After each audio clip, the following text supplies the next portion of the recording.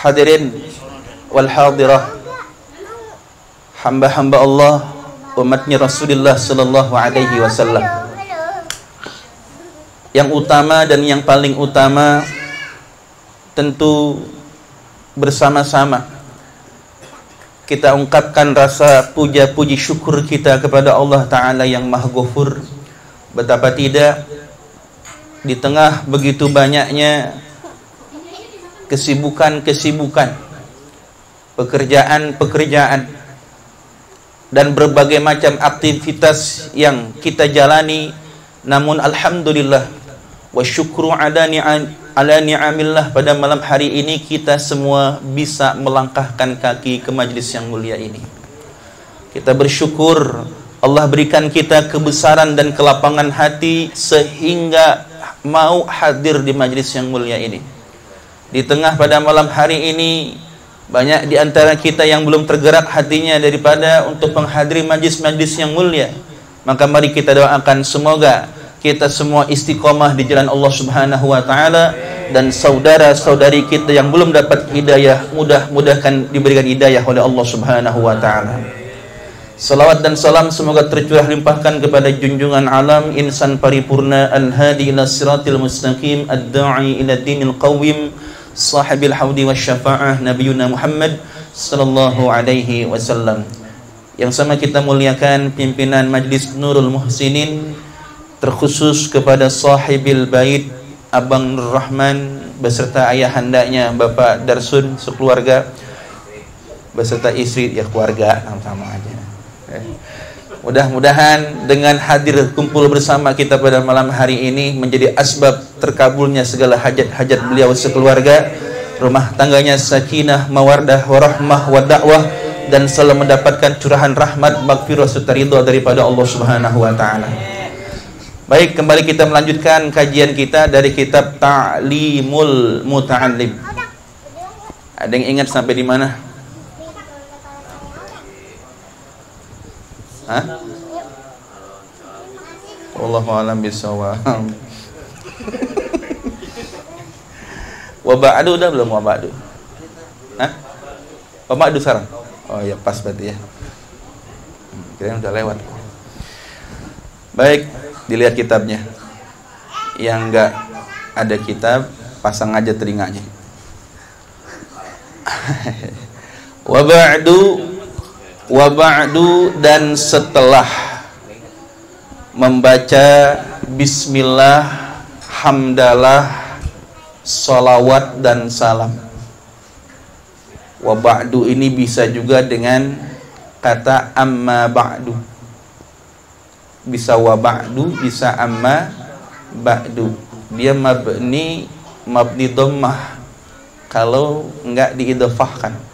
Kalau diidhafahkan dengan isim dhamir dibacanya wa ba'dah atau amma ba'dah. Bukan amma ba'du, amma ba'dah, ada hak dhamir di situ. Wa ba'dah atau amma ba'dah atau amma ba'dahu. Kalau nggak pakai hak dhamir, artinya tidak diidhafahkan kepada hak dhamir, maka dibacanya wa ba'du atau amma ba'du. Nah, gitu. Falamma ra'aitu, maka tatkala aku telah melihat, menyaksikan, kasiran, begitu banyak, min tullabil ilmi, dari para penuntut ilmu, fi zamanina, di zaman kami. Di zaman kami maksudnya di zaman pengarang kitab Ta'limul Muta'alim, di zamannya Syekh Az-Zarnuji, di zaman beliau ini. Berarti di zaman dimana belum ada TikTok, belum ada WA, belum ada Facebook. Nah, itu di zaman beliau tuh. Bayangin nih. Apa kata beliau? Yajidduna ilal ilmi wala yasilun. Yajidduna ilal ilmi, para penuntut ilmu ini, para tullabul ilmi ini, yajidduna, mereka bersungguh-sungguh. Jadda yajiddu. Yajidduna, mereka bersungguh-sungguh ilal ilmi, untuk memperoleh ilmu, wala yasilun, akan tetapi mereka tidak sampai. Mereka tidak sampai. Ya, tidak sampai kemana? Tidak sampai kepada target tujuan akhir daripada menuntut ilmu itu. Padahal mereka itu yajiddun. Ingat, mereka itu yajiddun, sungguh-sungguh. Ini yang sungguh-sungguh, saudara. Tapi wala yasilun, kagak sampai juga. Ini yang sungguh-sungguh aja agak nyampe. Gimana yang ngajinya sungguh-sungguh terlalu? Hah? Kelewat.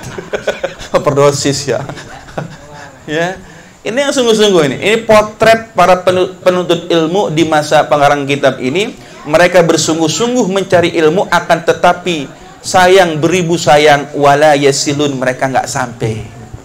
Ya, nggak sampai kepada kemanfaatan ilmu. Ada apa ini gerangan? Ya.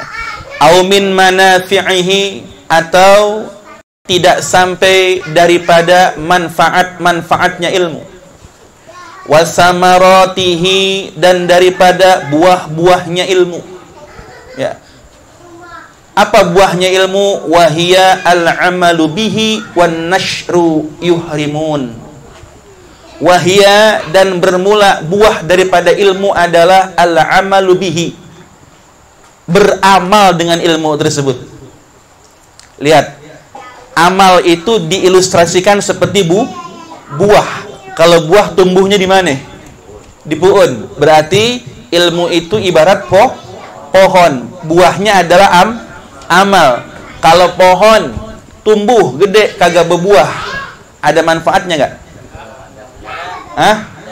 Ada nggak? Ada, buat neduh kuntilanak bisa. Buat sarang gonderwo bisa. Paling banter ditebang, diambil kayunya.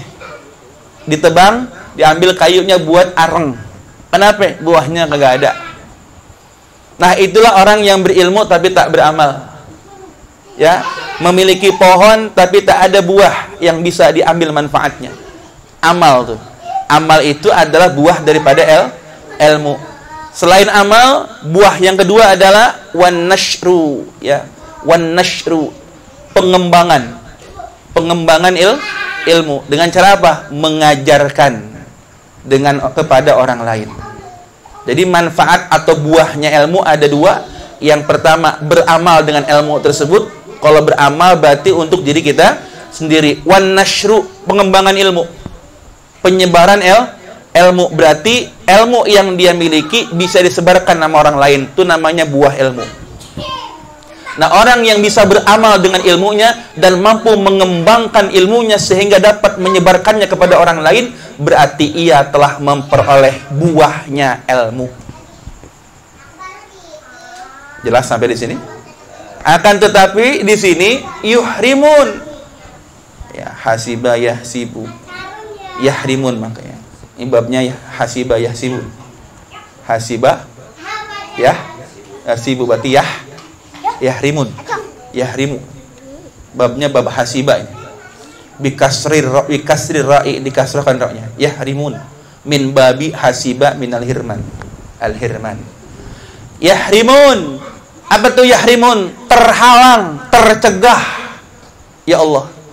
Jadi di masa pengarang kitab ini banyak penuntut ilmu yang bersungguh-sungguh nyari ilmu, tapi akan tetapi nggak nyampe kepada kemanfaatan ilmu dan tidak bisa mengembangkan ilmunya, tidak bisa mengamalkan ilmunya.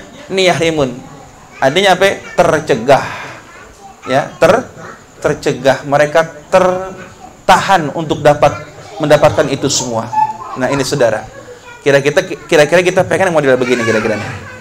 Tentu nggak pengen ya.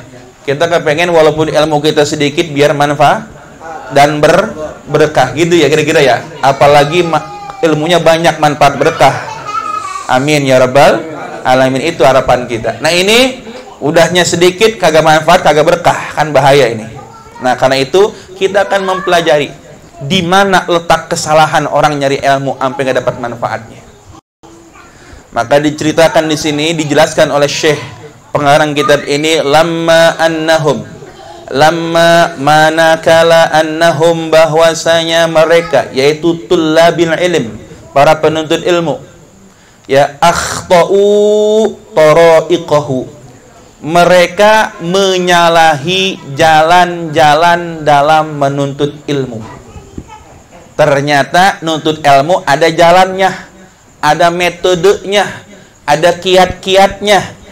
Nah, kesalahan yang pertama yang mereka lakukan adalah karena mereka tidak sesuai dengan jalur yang ditetapkan ulama dalam menuntut ilmu. Satu, salah jalan bahasa kitanya. Kalau salah jalan kira-kira bakal nyampe apa kagak? Yang ada nyasar. Satu, salah jalan. Wataraku syara'itahu. Yang kedua, selain salah jalan, mereka itu meninggalkan syara'itahu, syarat-syarat menuntut ilmu, ya, allati tudkaru fi hadzal kitab, yang mana akan disebutkan di kitab ini. Nah, ternyata dua pokok permasalahannya. Yang pertama salah jalan, salah metode, ya. Salahnya nanti bakal dijelasin apa aja salahnya. Yang kedua, meninggalkan persyaratan-persyaratan dalam menuntut ilmu. Nah, kira-kira selama ini kita udah pelajari belum? Jalan-jalan menuntut ilmu, syarat-syarat menuntut ilmu. Kalau belum, maka sangatlah tepat kalau kita mempelajari kitab ini, ya, supaya kita terhindar daripada ketidakmanfaatan ilmu kita. Insya Allah. Wa kullu man akhta'at tariqa dhalla.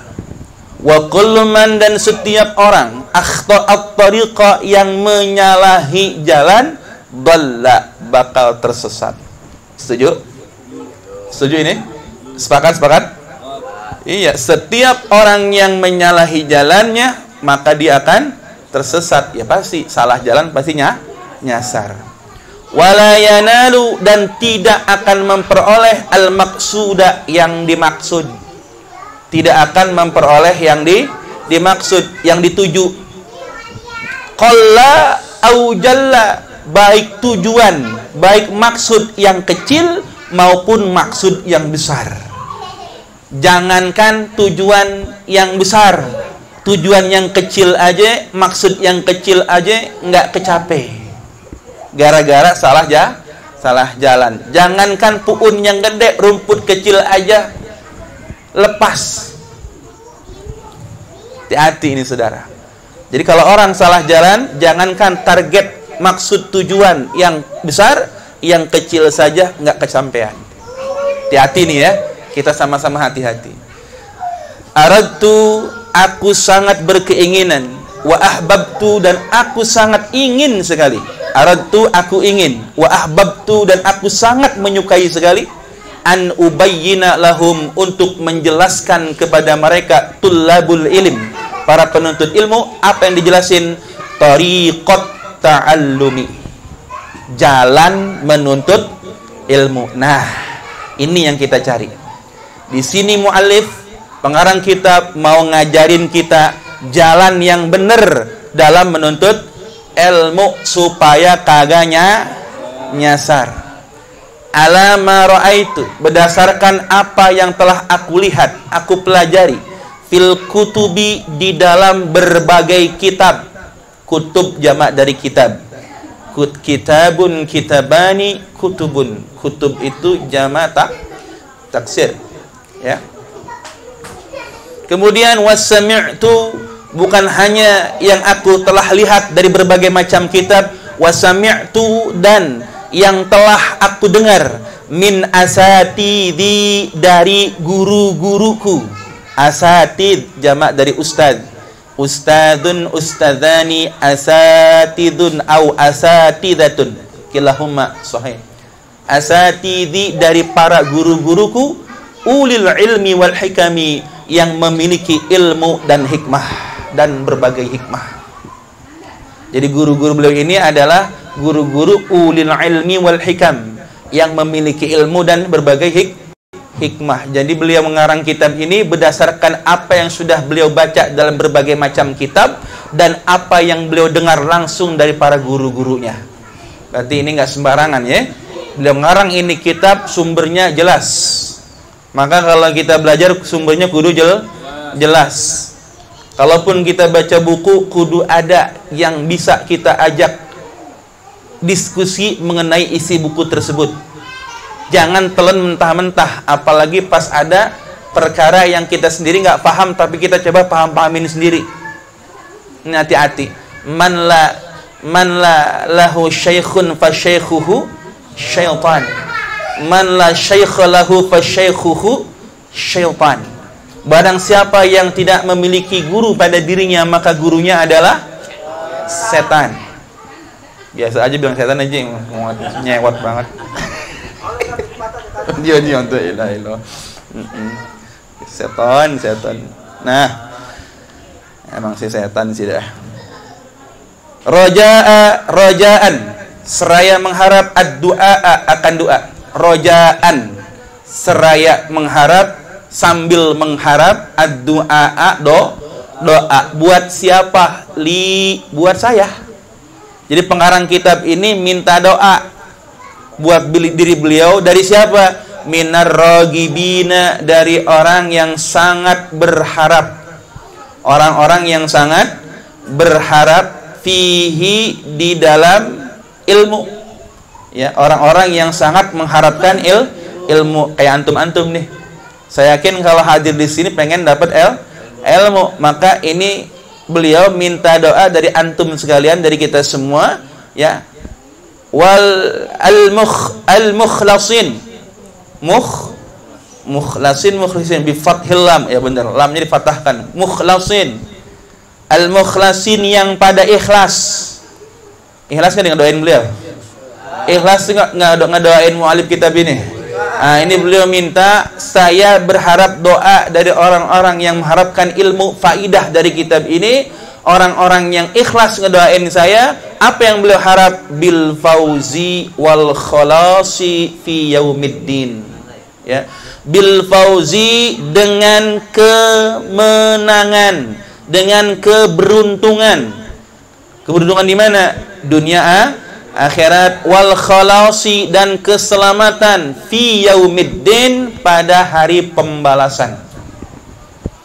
Jadi mu'allif berharap doa dari siapapun yang mempelajari kitab beliau ini, doain beliau supaya memperoleh keberuntungan dan keselamatan di hari kiamat nanti. Amin. Karena saat ini kitab beliau kita pelajarin, dan alhamdulillah ini kitab dikarang jauh di jazirah Arab sana, tapi nyampe ini ke tanah Jakarta ini. Subhanallah, di kediaman Bang Nur Rahman ini. Ya, berarti hebatnya doa beliau sampai-sampai orang sini ikut ngedoain beliau juga. Kenapa? Ilmunya manfaat ke kita. Ini yang disebut ilmu manfaat. Orangnya ratusan tahun udah kagak ada, tapi namanya, ilmunya, peninggalannya masih kita pelajari, masih kita ambil hikmahnya hingga detik ini. Mudah-mudahan kita seperti beliau-beliau ini. Lanjut, ba'da ma istakhartullah ta'ala, setelah apa yang telah aku istikharahkan kepada Allah Ta'ala, fihi, di dalam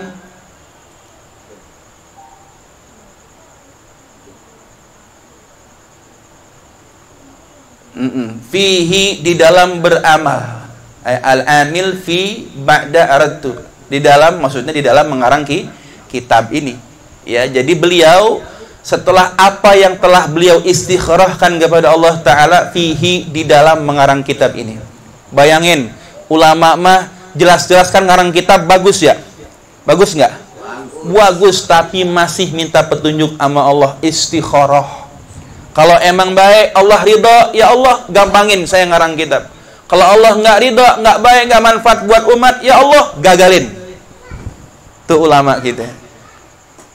Imam As-Sanhaji yang ngarang kitab Al-Jurumiyah itu, Al-Ajurumiyah, Pernah saya sampaikannya bahwa setelah mengarang kitab Jurumiyah itu beliau membawa kertas-kertas lembaran-lembaran karangannya itu beliau ceburkan ke dalam air. Beliau berkata, "Ya Allah, ya Rabb, jikalau memang kitab ini manfaat, maka tintanya tidak akan lebur dengan air itu. Tapi kalau tidak manfaat, maka seluruh kitab ini akan lebur tintanya bersama air." Itu kitab dijeburin ke air. Pas dijeburin ke air, Masya Allah, ajaib, tintanya setetes pun nggak ada yang luntur.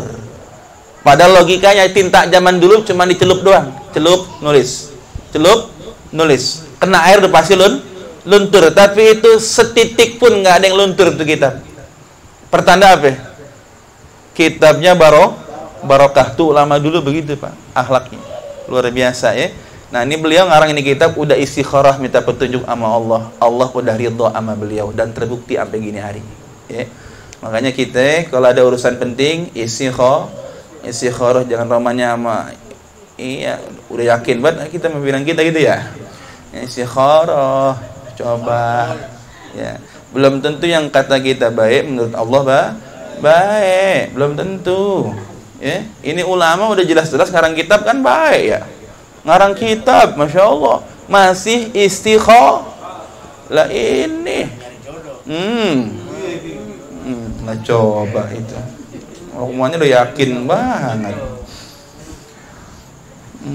Istikharah tuh.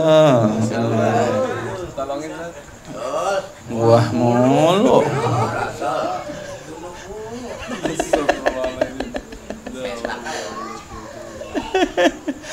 Lanjut wasamaituhu, dan aku telah menamai kitab ini ya, kitab tersebut dengan nama Ta'limal Muta'allimi Tariqat Ta'allumi. Masya Allah. Ta'limal Muta'allim,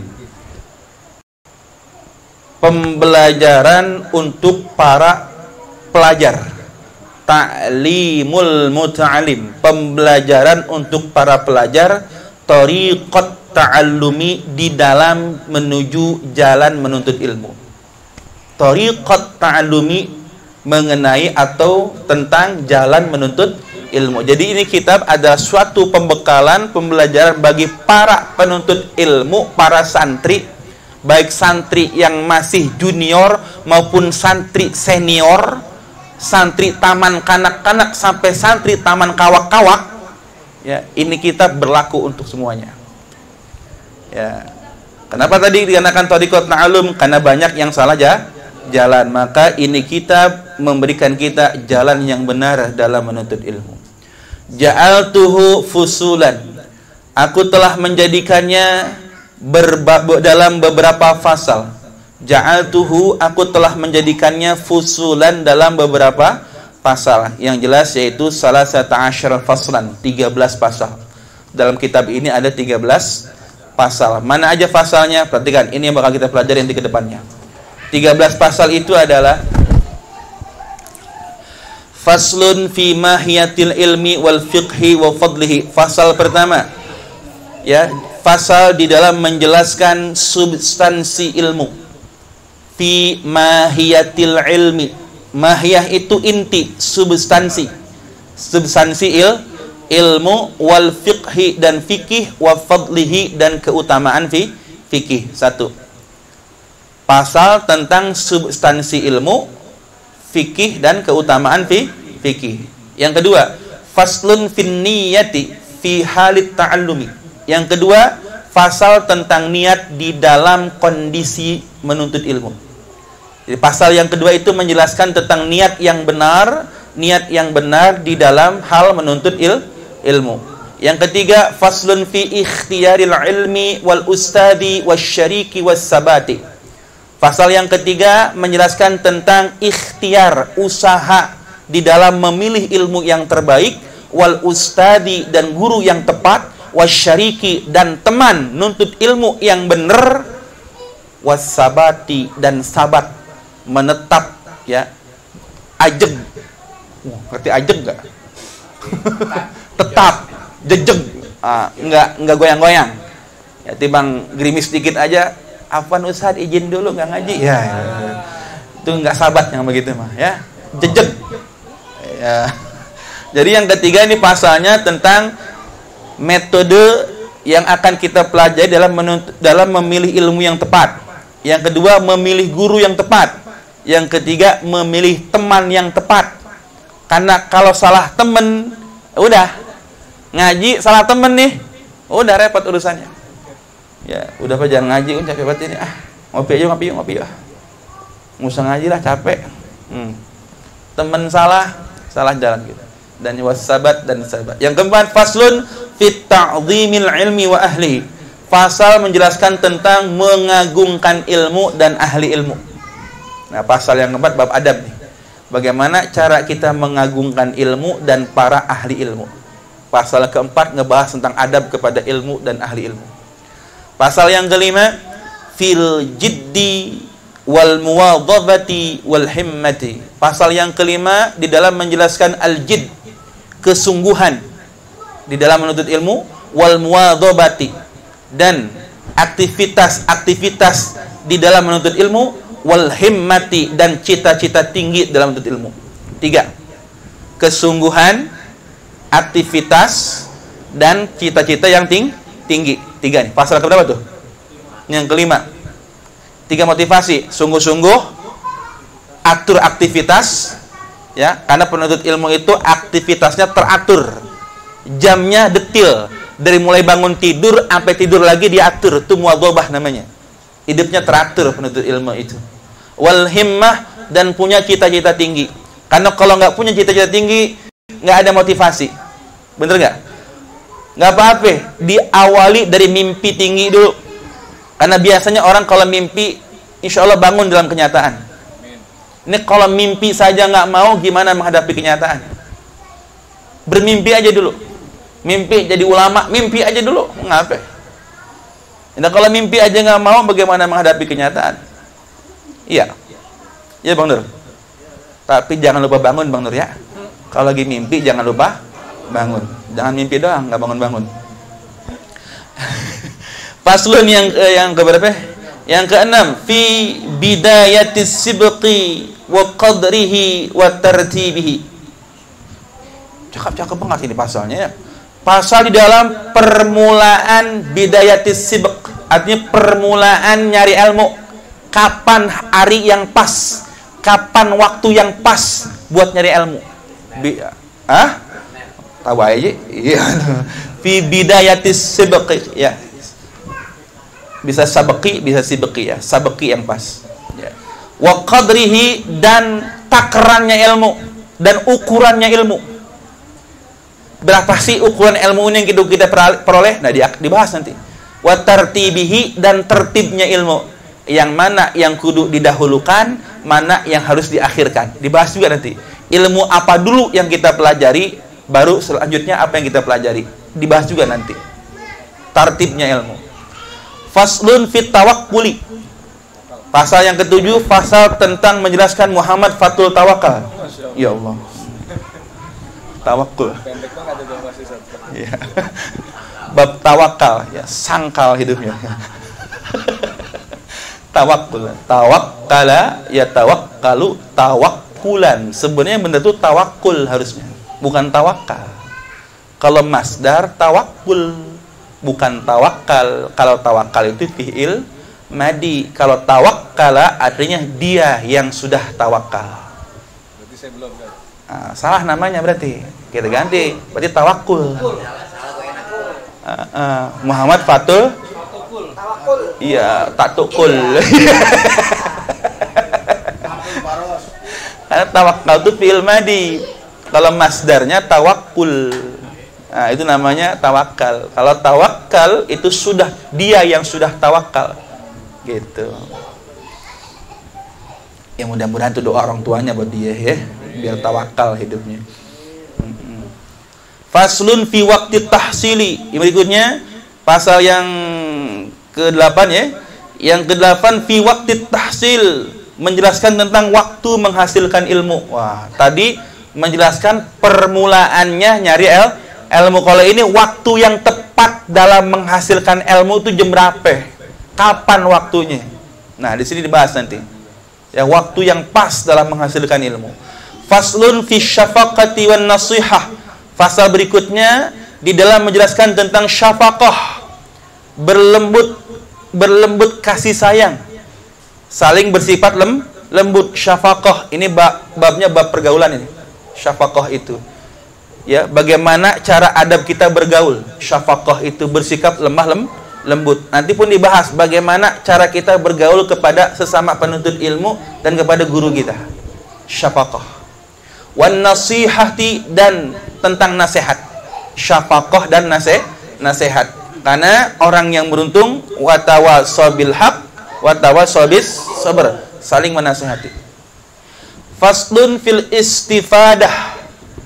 Berikutnya fasal yang menjelaskan tentang istifadah, mengambil manfaat. Istifadah itu mengambil faidah, mengambil manfaat. Berikutnya faslun fil wara'i halat ta'allumi. Pasal berikutnya adalah fil wara', menjelaskan tentang sifat wara'. Wara' itu apa? Hati-hati, teliti. Orang wara' itu menjauhi perkara yang syubhat. Itu wara'. Penuntut ilmu memang sudah semestinya harusnya wara'. Halat ta'allumi, ketika tingkah, ketika sedang menuntut ilmu. Faslun fima yurisul hifdha wan nisyana. Nah, pasal berikutnya di dalam menjelaskan perkara yang akan mewariskan kuatnya hafalan dan geger otak. Nisyan. Lupa, ya. Jadi akan dijelaskan perkara-perkara yang bisa membuat kita kuat hafalan dan membuat kita gampang lupa juga. Disebutin juga mana yang bikin kita kuat hafalan, mana yang bikin kita gampang lupa. Nanti dijelasin. Mandi je. Ya. Nanti dijelasin nih, mana aja dia, apa aja yang kudu kita bisa lakuin supaya kuat hafalan, dan mana yang harus kita hindarin supaya jangan gampang lupa. Dibahas juga. Itu bisa dalam perbuatan, ucapan, maupun nanti makanan. Makanan apa nih yang cocok dikonsumsi para penuntut ilmu, dan makanan apa yang dihindari, dibahas di kitab ini. Ya. Faslun fima yajlibur rizqa wa ma yamna'u. Nah, pasal berikutnya di dalam menjelaskan perkara yajlibur rizqa, yang bakal ngebedol rezeki. Ngebedol. Narik rezeki. Iya, yajlibur rizqa, yang bakal menarik rezeki. Dijelasin juga. Kenapa? Karena penuntut ilmu butuh duit, butuh rezeki, saudara. Nah, di sini dijelasin nanti apa aja perbuatan amaliyah ya yang bisa kita lakuin supaya gak bisa narik rezeki biar nuntut ilmunya lancar. Wa ma yamna'u, dan perkara yang bisa mencegah rezeki. Selain yang bisa narik rezeki, juga bisa nyegah rezeki. Karena ada yang bikin rezeki kita ketahan. Jangan salah. Atau jangan-jangan selama ini kita melakukannya, rezeki kita ketahan akhirnya. Nanti dijelasin. Wa ma yazidu fil umri wa ma yankusu. Nah, ini unik. Pasal dan wa ma yazidu fil umri, dan perkara yang bisa menambah umur, wa ma yankusu, dan perkara yang bisa mengurangi umur. Nah, loh. Apa maksudnya? Nanti kita bahas. Ya. Jadi akan dijelaskan pula di pasal ini perkara yang bisa menambah umur, bisa pula perkara yang mengurangi umur. Nanti kita bahas maksudnya apa ini. Jangan dulu ditelan mentah-mentah ya. Belum final ini, baru nyebutin nama pasalnya doang ini. Nanti dibahas. Wa ma taufiqi. Oh, selesai. Sampai di situ 13 pasal yang akan dibahas. Ya. Ditutup muqaddimah ini oleh Syekh Al-Zarnuji dalam doanya beliau, wa ma taufiqi, dan tidaklah aku mengharap pertolongan, wa ma taufiqi, dan tidaklah aku memohon pertolongan, illa billahi, kecuali hanya kepada Allah, alaihi, hanya kepadanya, tawakkaltu. Patlum menang mulu nih ya, tawakal mulu ya. Tawakkaltu, aku bertawakal, hanya kepadanya aku bertawakal. Kalau hanya berarti boleh nggak sama yang lain? Kalau hanya kepada Allah kita bertawakal, sama yang lain boleh nggak? Nggak boleh kita memasrahkan urusan kita kepada orang lain. Jangan bergantung sama orang lain. Gantungkan masalah kita kepada Allah. Karena bergantung kepada makhluk, siap-siap kecewa. Betul tidak Pak Darsun? Orang tua kita paham betul. Ya. Kalau menggantungkan harapan kita kepada makhluk, siap-siap kecewa. Allahus Samad. Allah adalah tempat bergantung segala sesuatu. Kalau kita bergantung kepada Allah, tidak akan pernah merugi selama-lamanya. Karena Allah memang tempat yang tepat untuk bergantung. Tapi kalau pada manusia, jangan harap. Udah, nggak usah makan. Itu tempat kondangan makan kita. Nyampe sono, habis. Piring udah dibenahin. Kagak makan. Kecewa itu barep sama manusia. Iya punya duit, kagak. Habis berkondangan. Iya. Wa ilaihi unib, dan hanya kepada Allah unib, aku kembali. Ya, unib, aku dikembalikan. Naba yanibu, unib, aku dikembalikan. Maksudnya apa? Kembali kepada sejatinya asal kita. Dari tanah kembali ke tanah. Jangan sombong, kita mah adalah tanah. Awalnya setetes air yang hina, nanti akhirnya akan menjadi bangkai yang hina. Iya, bener nggak? Kalau bangkai ikan, mungkin bangkai ikan kena corona, orang masih mau makan. Coba bangkainya si Bang Nur, jangan Bang Nur, tuan rumah ini mah, patul aja patul. Kena corona, siapa? Megang aja nggak mau, ya kan? Megang aja nggak mau, langsung dibungkus, dikotakin, bayangin itu. Apa ya Kak? Iya. Kalau saya nggak percaya. Tentang itu, corona itu. Masya Allah, luar biasa. Nanti kita akan gali informasi ini. Kita akan minta pendapat beliau, fakta yang sebenarnya apa yang terjadi di balik ini semua. Ya, kita akan dengar itu. Nanti sesi setelah ini ada bincang-bincang dengan orang tua kita nih ya. Kita kupas tuntas ada apa di balik itu semua, ya. Ada apa ini sebenarnya? Nah, makanya saya katakan jangan kita sombong, jangan sombong dah gitu. Saya hanya percaya sama Allah. Sama corona penyakit. Takbir. Dah.